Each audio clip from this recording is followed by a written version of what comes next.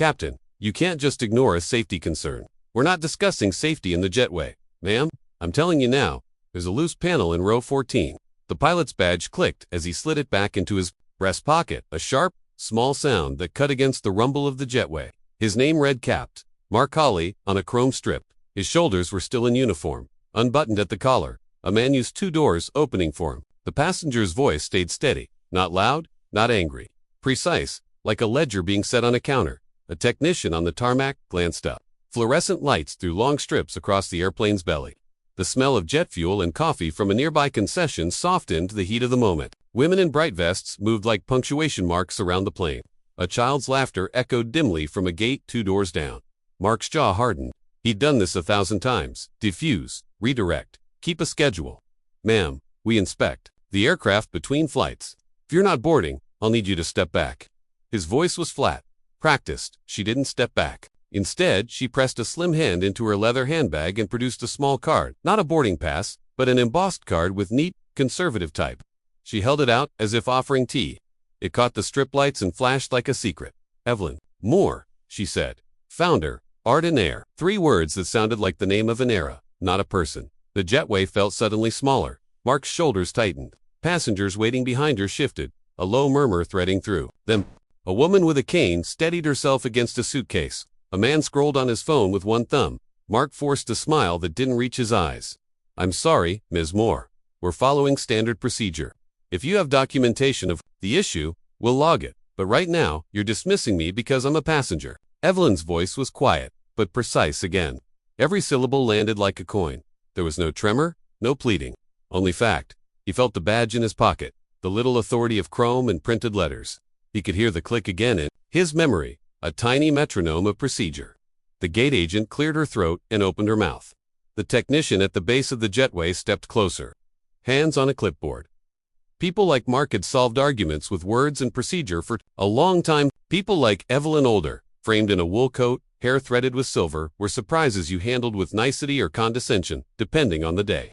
His training, his schedule, the thousands of customers who expected to leave on time, they all pressed against his patience. Evelyn tapped a small card against her palm, as if to remind herself of the facts. Her other hand rested on the corner of a leather-bound notebook embossed with a single crest, a mark Mark had seen in old company histories, scanned in layovers. It was the same crest he'd seen once before, in a framed photograph in a departure lounge. A younger woman standing beside a small commuter plane, smiling with a hand on its wing. Nothing that proved anything now, but memory is a thing that nudges. Sir, she said, looking past him at the open door of the aircraft. If there's a loose panel, one person's on-time schedule is not worth an engine issue. Please walk me to row 14. Mark watched a plane's shadow pass over the tarmac. Outside, a utility cart coughed and rolled. Inside, a small boy rattled a plastic model plane against his palm. Mark heard the safety announcement starting to frame itself in the background. The recorded voice that would ask for calm. He could have insisted. He could have called security. He could have resumed the choreography that kept flights punctual and complaints contained.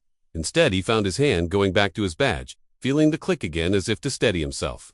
The sound seemed louder, now, echoing off rivets and expectations. He nodded once. Fine. Row 14. His voice sounded smaller than he wanted it to. Evelyn folded the card and tucked it back into her handbag. The leather made a soft, decisive sound. When she moved into the aisle, her steps were careful and measured. Around them, passengers watched, like people watching the first notes of a difficult song. At the top of the aisle. Near the emergency exit, a thin metal strip glinted where the panel met the fuselage. Evelyn stopped, reached out, and traced the seam with the tip of her finger as if reading a sentence. The panel didn't move under her touch. It didn't fall away. But something, a hairline gap, a whisper of looseness was visible. If you held your head at the right angle and let the light fall. Mark bent closer, fingers hovering. He could write the report that said no defect found. He could close the chapter and keep the schedule. He remembered his badge click. He felt the weight of the chrome strip in his pocket.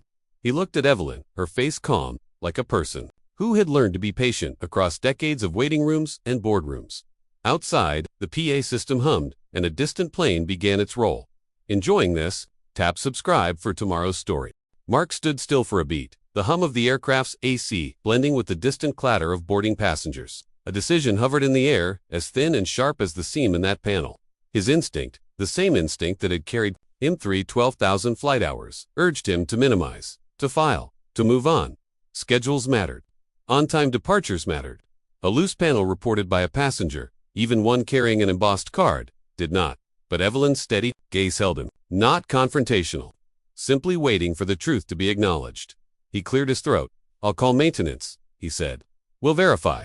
Evelyn nodded once, as if that was all she'd ever asked. The technician from the jetway climbed to the stairs, his orange vest catching the cabin lights. "Captain Halle, heard there's a concern." Mark gestured toward the panel. "Possible loosened trim at 14. The technician crouched, running a small flashlight beam along the edge. The light trembled slightly in his hand. "Looks minor," he murmured. "Probably cosmetic. But I'll check the fasteners." Passengers around them shifted, whispering. A man clutched his briefcase tight. A woman rubbed the back of her neck. This wasn't panic, just the small discomfort of uncertainty. Moments like these bloomed quietly, rippling outward. Mark stepped aside, arms folded, feeling the pressure of every minute ticking by. Each delay meant a recalculated pushback time, a narrower arrival slot, a cascade of logistical corrections he'd be answering for later. Yet his attention kept drifting to Evelyn, her calm posture, the leather-bound notebook she held against her side, the faint imprint of the crest on its cover. He'd seen that crest again just last month, in a hallway, on a bronze plaque naming the airline's early leadership. Evelyn Moore, Founding Vision Officer, 1982. A formal portrait of her hung beside it, younger, but unmistakable. He hadn't connected the name until now. Or maybe he hadn't wanted to. "Captain Halle," the technician called. Mark knelt beside him. "What do you see?" The technician tapped the seam. A soft metallic note rang out. Fastener slightly misaligned. Could be vibration fatigue from repeated cycles? "I'll need to open it." Evelyn didn't smile. She only watched the facts settle into the space between them. Mark exhaled slowly and stood. "All right, we'll deplane for maintenance inspection." A ripple spread through the cabin. Some passengers groaned. Others reached for overhead bins. A man near the rear muttered under his breath, but stopped when he noticed Evelyn looking his way, not judging, simply acknowledging his frustration. The gate agent appeared at the doorway, already tapping instructions into her terminal. "Captain, want to delay boarding?" "Yes. Let's clear the cabin for 30 minutes. He paused, then revised himself. 40.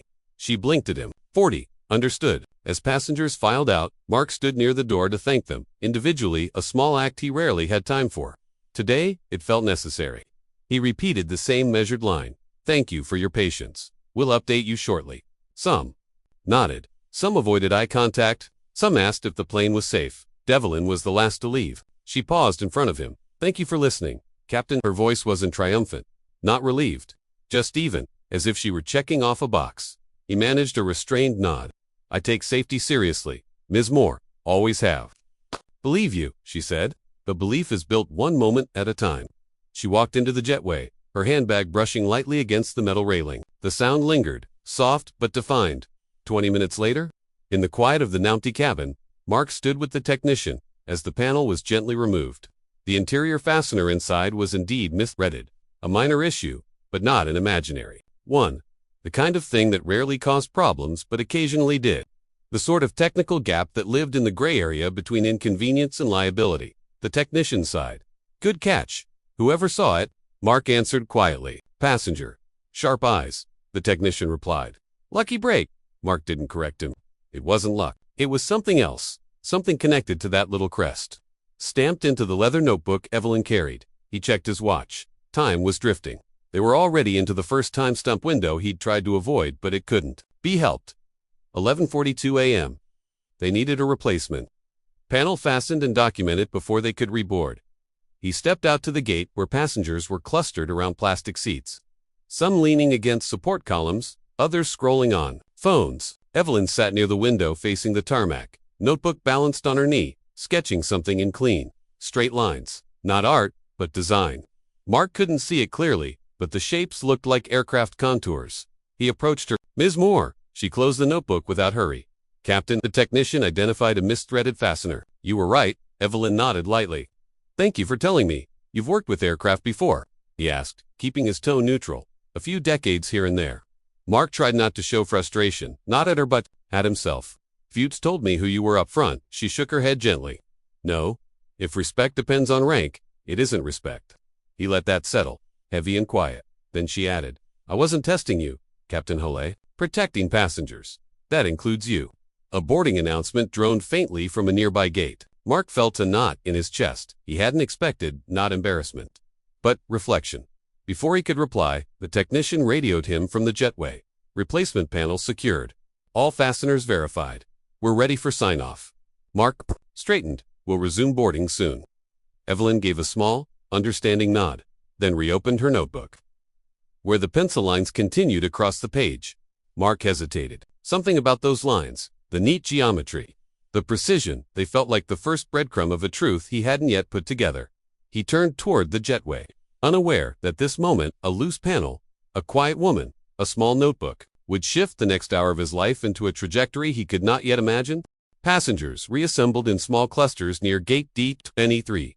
The airport's soft hum, a steady backdrop, rolling suitcases, a cafe's espresso spurt, and arriving flights, distant landing brakes.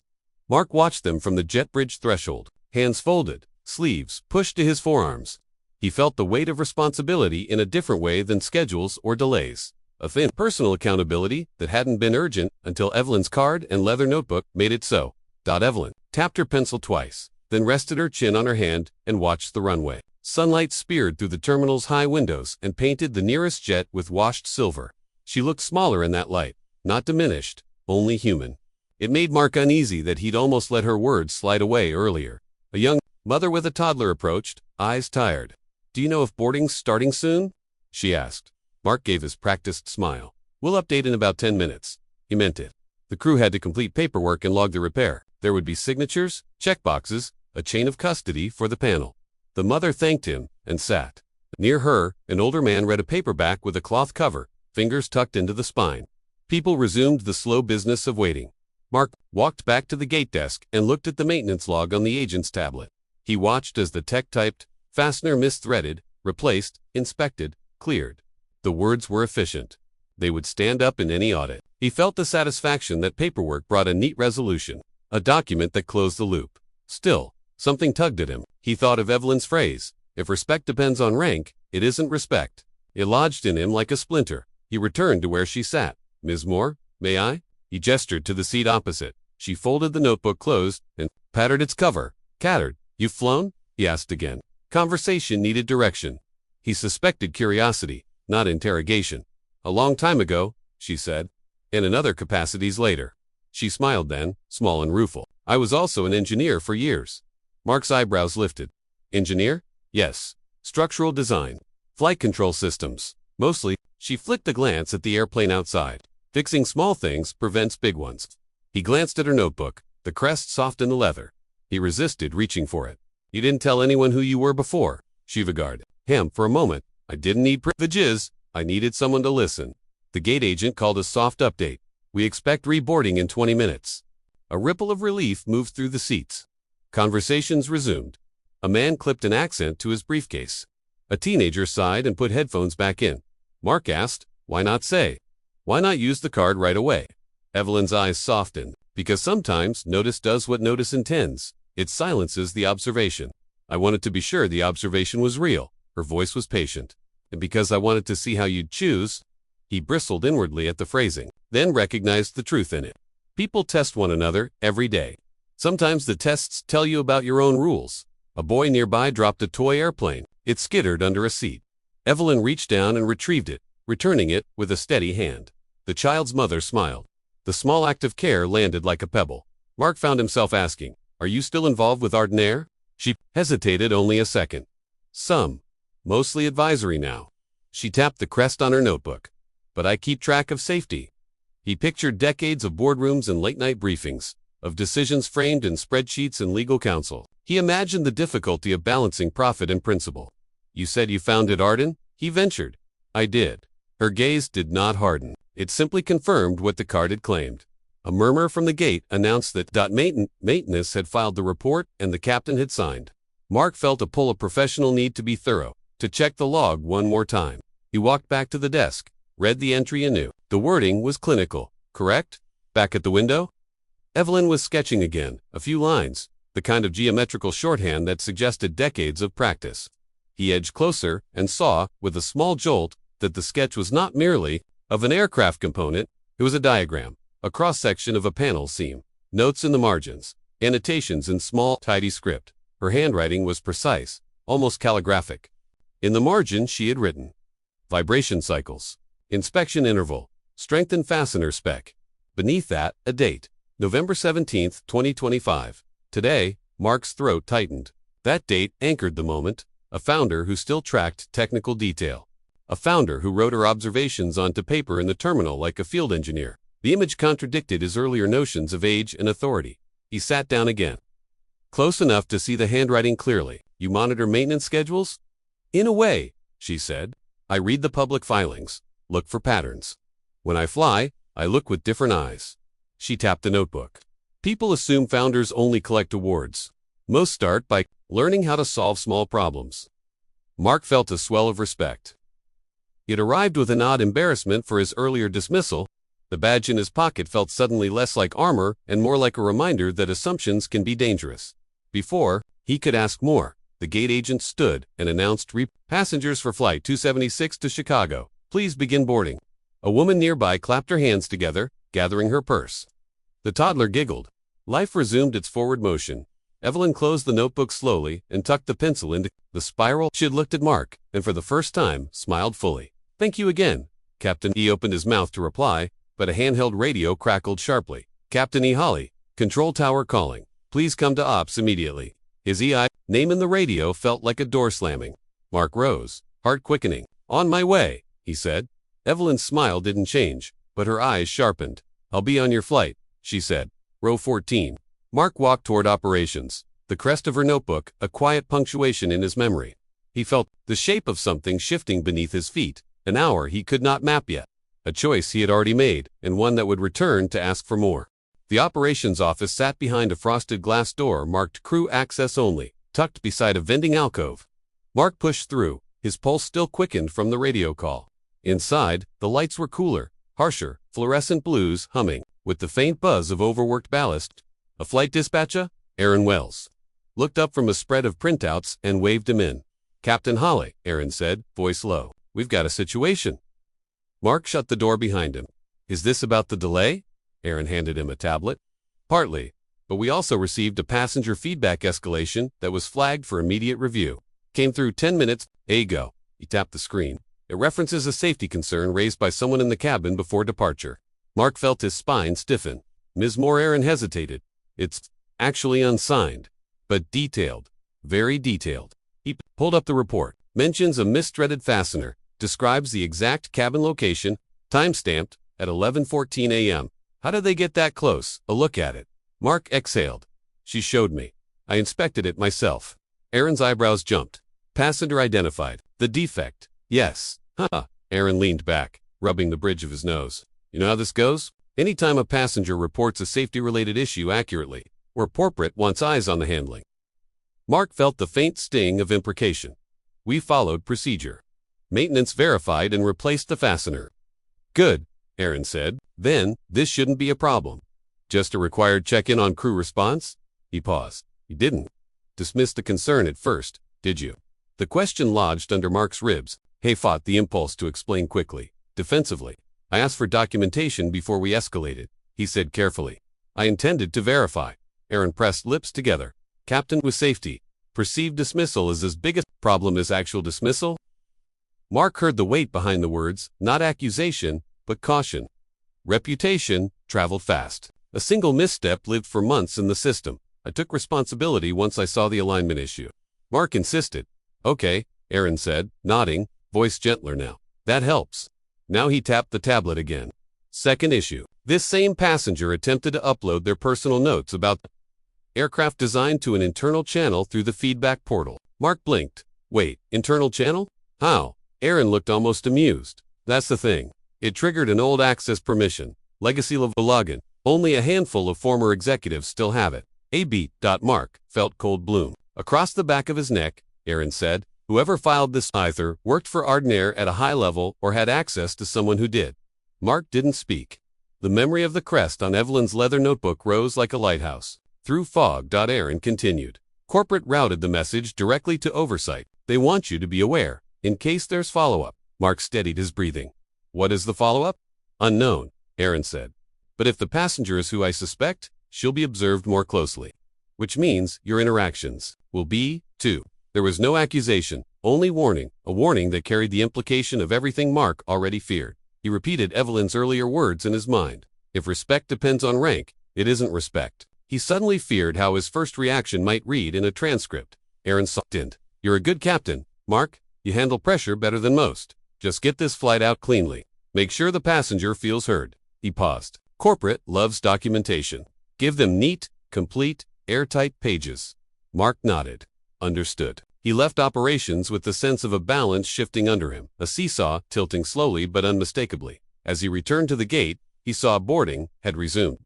Passengers flowed through the jet bridge in a steady, controlled line. The mother with the toddler, the businessman with the briefcase, the older man with the cloth-covered paperback. They moved with the relief of people who believed inconvenience had passed. Evelyn stood near the end of the line, waiting her turn. She held her notebook close, fingers pressed into the crest as though anchoring herself. She saw him approach and gave a polite nod. All set. For now, he said. Maintenance signed off. We're cleared. But his tone betrayed something, a layer of caution. She picked up instantly. Is there a problem, Captain? She asked. He hesitated. Operations flagged your report. Her expression didn't change. Of course they did.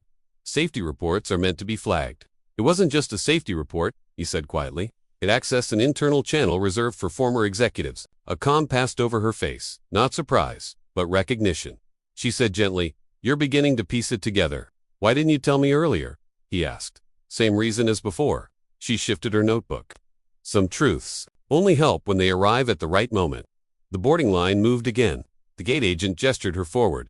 Before stepping into the jetway, Evelyn looked back at him. Captain Holly, today isn't about blame. It's about improvement. For both of us. He couldn't decipher whether the last phrase carried warning or grace. Maybe both. Inside the cabin, Mark walked the aisle slowly, scanning the panel at row 14. Secure, smooth, quiet. Passengers settled in around him, but the scene seemed to glow with new significance. A reminder that small things matter. He stepped into the cockpit, placed his hat on the hook, and settled into the left seat. His first officer, Dana Martin, glanced at him. All good? She asked. Mark paused, hands on the checklist. Not sure? Yet, he said. Dana raised an eyebrow. That bad? He shook his head. That big? He clicked his pen. The small, sharp sound echoing the bodge click earlier, a tiny motif threading the day together. Outside, the jet bridge began to pull away. And Mark had no idea that the real turbulence, the power shift seated quietly in the terminal, was still ahead. The aircraft eased back from the gate with a soft jolt, the seatbelt signs chiming overhead in calm, familiar tones. Dana ran through the after-start checklist, her voice steady. Mark followed, but his mind drifted back to the operations office, to Aaron's careful phrasing, to the report that shouldn't have existed, not from an ordinary passenger. He glanced out the cockpit window. The runway shimmered in mid-afternoon light, heat rising in thin ribbons. A fuel truck trundled past. Everything looked normal, but nothing felt normal. Dana caught him staring. You're quiet today. Long morning, he said, flipping a switch. Unexpected oversight. Review. She winced. Ah, one of those days. Mark didn't elaborate. The weight of the coming hours pressed on him like an extra layer of atmosphere. Once airborne, the climb smoothed into a gentle ascent. Clouds drifted beneath them like layers of folded cotton. The vibration of the engine settled into a steady hum, the sort of sound that pilots learn to trust with their whole bodies. At cruising altitude, Mark switched to autopilot and took a breath. I'm going to walk the cabin, he told Dana. Check on the passengers. Dana nodded. Make sure you check on the one who filed that report. We don't need another escalation. He didn't answer. He didn't need the reminder. The aisle felt narrower than usual, maybe because he carried the weight of two truths. A mistake he wished he could rewrite. In the presence of a woman who had built an airline with her own hands. Passengers nodded. As he passed, some with polite smiles, some with lingering worry. The mother with the toddler mouthed a thank you. The older man with the paperback paused and said, Appreciate the transparency today, Captain Rowe.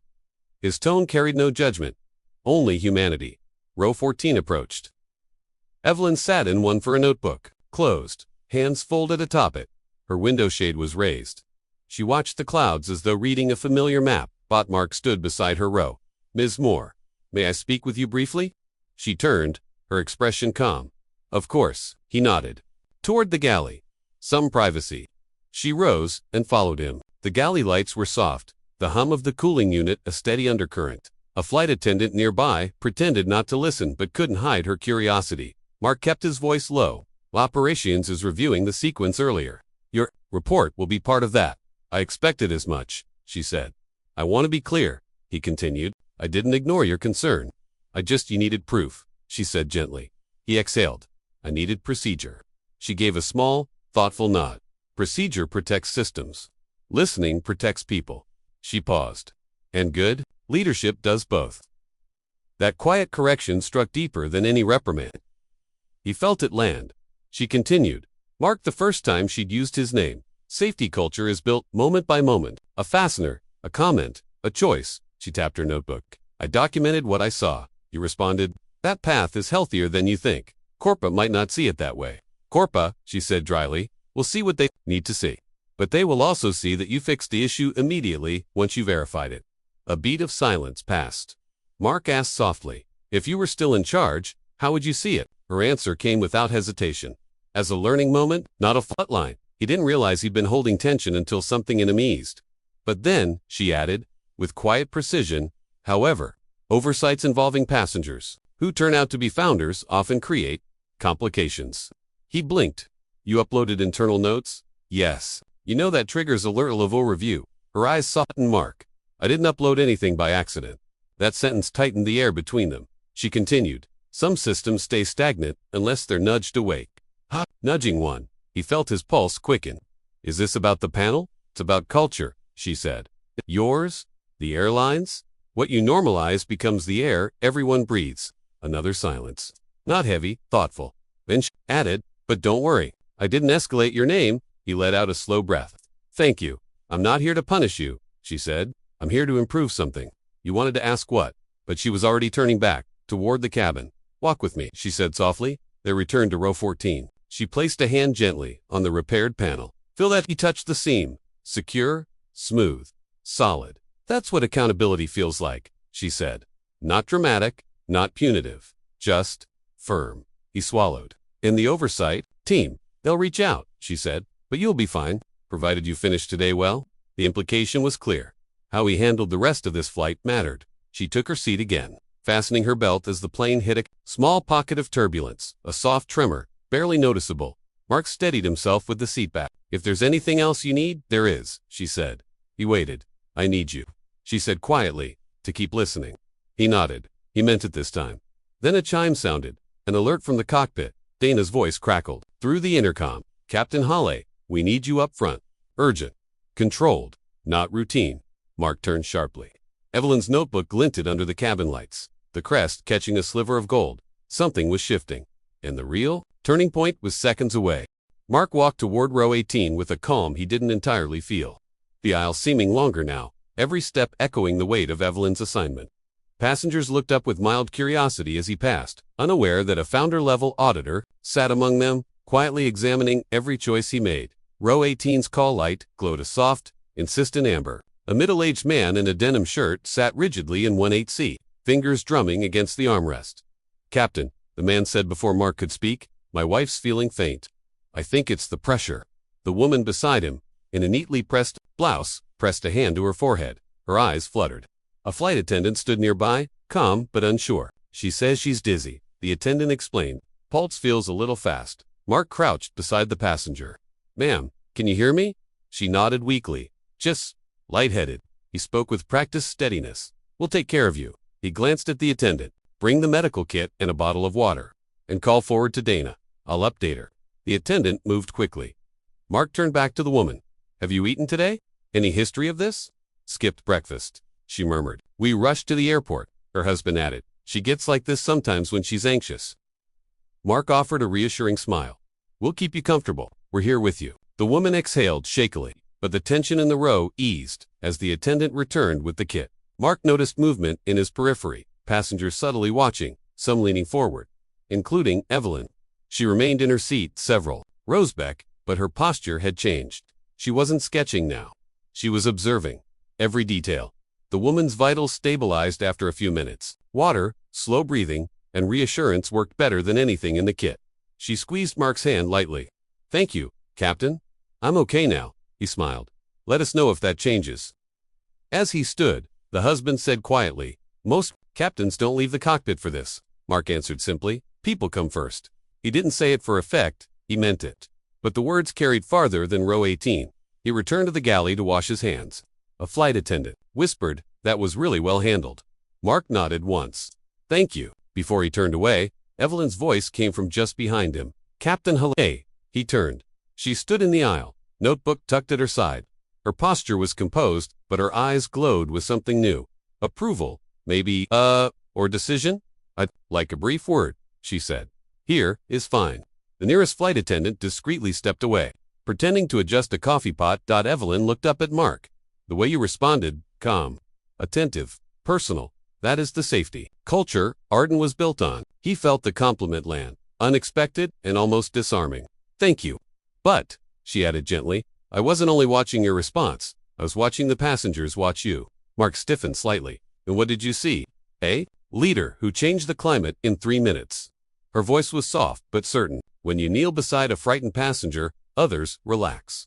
When you speak with clarity, others steady."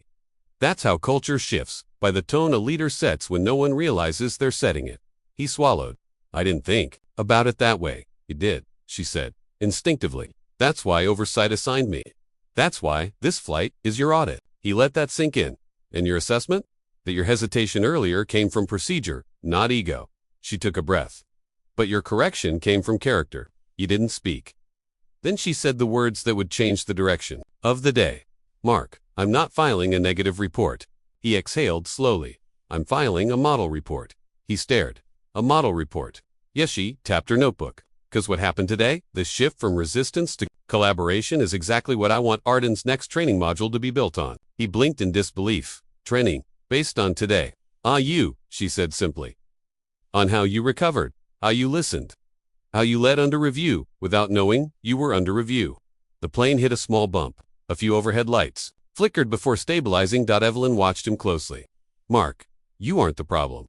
You're the template." It took him a moment to find his voice. "I'm honored," he said quietly. "You've earned it," she replied. Then she placed her hand briefly on the repaired panel beside her, a symbolic gesture. Subtle, deliberate. "This," she said softly, "was the test.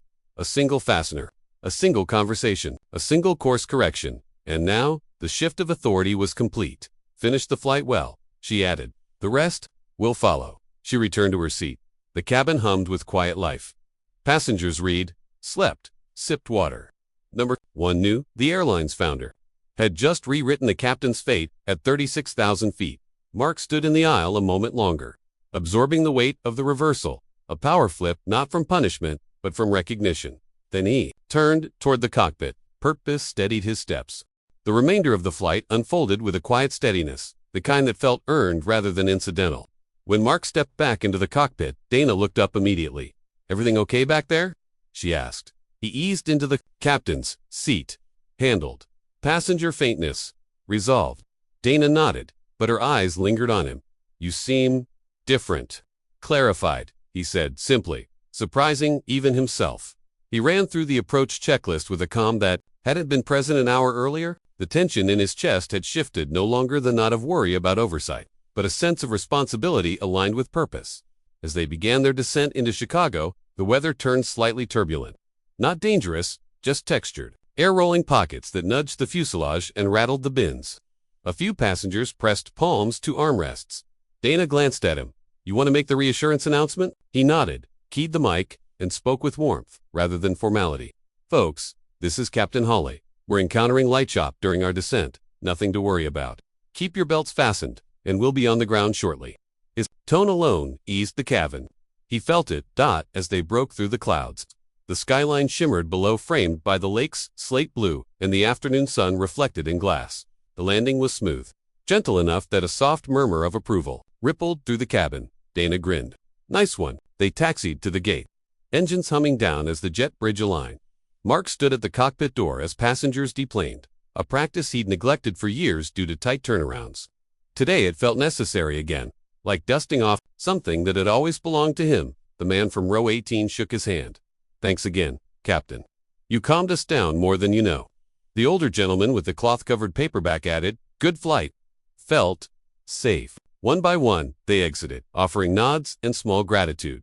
Finally, Evelyn approached. Her notebook was under her arm, the crest visible. She paused in front of him. "Captain Hawley, Ms. Morey gave a respectful nod. Her eyes held his, with a clarity that felt both gentle and firm.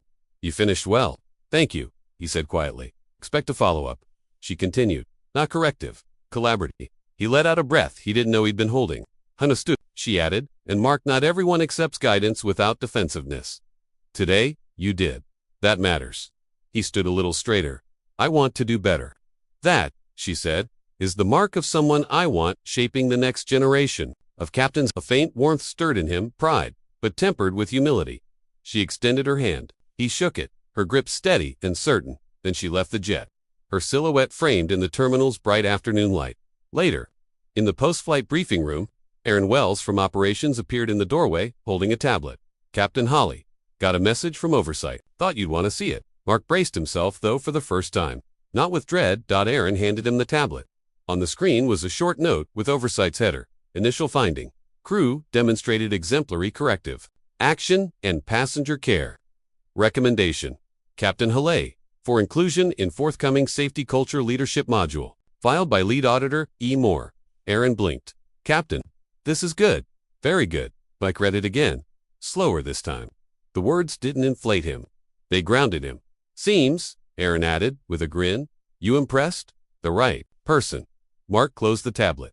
I didn't try to impress her. That, Aaron said, is probably why you did. As he walked toward the exit corridor, the terminal noise drifted in rolling bags, PA announcements, the layered heartbeat of travel. But beneath that, something quieter moved inside him. Responsibility, renewal, direction. The panel in row 14 came back to mind, the tiny gap, barely visible, that had changed everything. A reminder that culture, like aircraft, depended on small adjustments noticed by attentive eyes. He paused at a window overlooking the tarmac. The repaired aircraft sat under the mid-afternoon sun, gleaming as ground crews worked around it. He touched the glass lightly, not sentimentally, but thoughtfully. Then he turned toward the crew exit. Shoulders lighter. Step steadier. This wasn't the end, it was the pivot. 3 days later, the early winter sun hung low over Chicago, streaking the windows of the Art and Air Training Center with pale gold. Mark parked his car slowly, taking a moment before stepping out. He had been summoned formally this time, not by operations, not by scheduling, but by the Safety, Culture, Innovation Committee, an entity he had heard about for years but never interacted with directly. He straightened his tie in the reflection of the car window. His reflection looked familiar but changed. He wore the same uniform, but something in his posture had shifted. Not taller, not prouder, steadier. Inside, the lobby smelled faintly of coffee and carpet shampoo, its muted lighting as gentle as a library. A receptionist greeted him, then handed him a visitor badge. Conference room for B. Captain Holly, they're expecting you. Expecting him. The phrasing, simple as it was, sent a small wave of tension through his chest. He found the room at the end of a hallway lined with framed photographs, early aircraft models, uniform redesigns, archival shots of founders standing beside small, twin-engine planes. Midway down the wall, he passed the framed portrait of Evelyn from decades earlier, smiling beside her first prototype aircraft. The crest, the same one embossed on her notebook, gleamed faintly. He paused before it, fingertips resting lightly against the frame. Then he walked on. Inside room 4B, voices quieted as he entered. A long conference table sat in the center, surrounded by department heads from operations, training, safety, and HR. And at the far end, seated with relaxed posture and folded hands, sat Evelyn Moore. She gave him a nod that carried both welcome and purpose. Captain Holly, she said. He returned the nod, took the empty seat beside her, and waited. The meeting began with formalities. A representative from safety reviewed the maintenance findings from Flight 276, confirmation of the misthreaded fastener, verification of correct crew procedure, and time-stamped data. Then came the line that made Mark tighten in his chair. Next, we will review the human factors. The room dimmed as a screen flickered on. A video of the boarding area appeared, low angle, grainy, but clear enough. There he was, standing with arms folded, posture guarded, initially brushing off Evelyn's concern. A voiceover began, not stern, not judgmental, procedural. This moment, the narrator said, shows the initial challenge. Hesitation too. Escalate a passenger-raised issue. This is common, but undesirable. The clip cut to him later, kneeling beside the faint passenger in row 18, speaking softly, steadying the situation. This moment, the narrator continued, shows the corrective action A shift toward transparency, collaboration, and calm passenger engagement. Then the video froze. The lights came up. The head of safety, a gray-haired man named Robert Tierney, looked directly at Mark. "Captain Hawley, would you care to comment on this contrast?" Mark breathed in, slow and deep. "I hesitated when I shouldn't have. I relied too much on procedure and too little on listening. But once I understood the risk, I corrected course. And I tried to lead with clarity from then on." His voice did not waver. Robert nodded. "Thank you." Another committee member added, "We see in you an example of adaptive leadership. Not perfect leadership. Adaptive." Evelyn's eyes softened at that. Robert continued. "Ms. Moore has filed a founder-level report recommending that you assist in shaping our new safety culture curriculum." Murmurs spread lightly through the room. Mark blinked. "I'm honored," he said softly. Rod folded his hands. "This role isn't ceremonial. We want you to help build a new framework, one in which listening is as procedural as science, and accountability is taught through real scenarios, not hypothetical worksheets." Evelyn finally spoke. "Which is why I asked for him." Mark turned toward her, surprised. "Why me?" "Because," she said, "you represent the precise midpoint we need. Someone who knows protocol deeply, but who can shift when humanity demands it. Someone who can teach humility without preaching it." He absorbed that. The HR representative shifted her papers. "Captain Hawley, this would involve periodic sessions here in Chicago, contributing to training modules, and appearing in internal videos demonstrating constructive correction." He exhaled a half-laugh. "Videos." Evelyn smiled. "Yes, you'll survive." The room chuckled. Robert leaned forward. "One question remains. Are you willing?" Mark felt the full breath of the last 3 days settle on his shoulders. The loose pano, the hesitation, the quiet audit in the sky, the reversal. The praise he did not seek, and the responsibility he suddenly wanted to meet. "Yes," he said firmly, "I am." Evelyn closed her notebook, the same notebook that had started everything. "Then, let's begin." That afternoon, they walked the training center together. Evelyn showed him archived documents, early safety memos she had written by hand when the airline was still an idea in a borrowed hangar. "These were small things," she said, "but they built something bigger." He traced her handwriting on one page. "You knew details that deep." "I still do," she said. "Culture is built by details." They sat later in a small lounge area overlooking the runway. Aircraft lifted into the blue in slow, deliberate arcs. The winter light hit her notebook. "Crest again. You could have been harsher," Mark said quietly. "I could have," she agreed. "But punishment teaches fear. Guidance teaches growth." He looked at her, gratitude subtle but unmistakable. "Thank you." She nodded once. That was enough. Over the next weeks, Mark balanced flying with leadership meetings. He watched recordings of pilots interacting with passengers. He revised scripts for training modules. He stood in front of cameras and demonstrated, with sincerity, how a leader can recover from a misstep without defensiveness. And slowly, something in him shifted, not because he was being watched, but because he was using his own misstep to help others avoid theirs. He flew several times with new first officers who had heard whispers circulating. One said, "I heard you're helping write new training." "That's kind of amazing." Mark smiled. "It's necessary." And he meant it. At home, he reflected on the flight often. The loose panel, the hesitation, the way Evelyn touched the repaired seam and called it firm. The way she saw through him with both clarity and compassion. What had begun as a point of failure had become a point of influence, and he carried it with humility. 3 months later, Air launched its new leadership curriculum, Human-Centered Safety, featuring a module titled Corrective Moments, Turning a Misstep into Mastery. Mark stood in the back of the room at the training center as the first class of captains and first officers completed the module. On the screen, his own past hesitation played, but not mockingly, not critically. As a teaching point, the class absorbed it. Afterward, several pilots approached him. One said, "It helped seeing a real moment, a real correction, not just a perfect scenario." Another added, "Makes me rethink how I talk to passengers." Mark nodded, humbled. Across the room, Evelyn watched him. When their eyes met, she lifted her notebook, the crest catching the afternoon light, and gave the smallest approving nod. The loose panel had led to something larger. Documentation had sparked change. Dignity had rebuilt a culture. Mark let out a quiet breath. It felt like landing smoothly after turbulence. Not triumphant, simply right. 3 months later, March 2026. Chicago's early spring arrived in thin sunlight, and the first soft thaw of snow along the airport access roads. Inside the Air Training Center, the halls buzzed with measured energy. New hires in fresh uniforms, veteran captains, arriving with coffee mugs, crew trainers carrying binders, filled with policy revisions. Mark walked slowly down the main corridor. Still in uniform, but at ease. The air smelled faintly of jet fuel carried in from the hangar doors, and the warm scent of carpet cleaned the night before. This building had once felt intimidating, its walls lined with decades of aviation legacy. Now, it felt purposeful, a place where he contributed, not just passed through. He stopped at the framed portrait of Evelyn again. He had passed it a dozen times in the past month, but today, he paused longer. Her younger self smiled confidently beside that early prototype. Aircroat. The crest in the corner gleamed under the hallway light, the same crest she carried on her leather notebook. A quiet voice behind him said, "She looks different when you know the miles behind the smile." He turned. Evelyn stood near him, notebook in hand, dressed in a charcoal gray coat. Her silver hair was neatly tied back, and she wore the calm presence of someone who had spent a lifetime making small, precise choices. "Good morning," Mark said warmly. "Good morning, Captain." She stepped beside him, looking up at her portrait. "I always think they chose too much light for that picture. Makes me look like I had it all figured out." She tilted her head. "I did not." Mark smiled. "You figured enough?"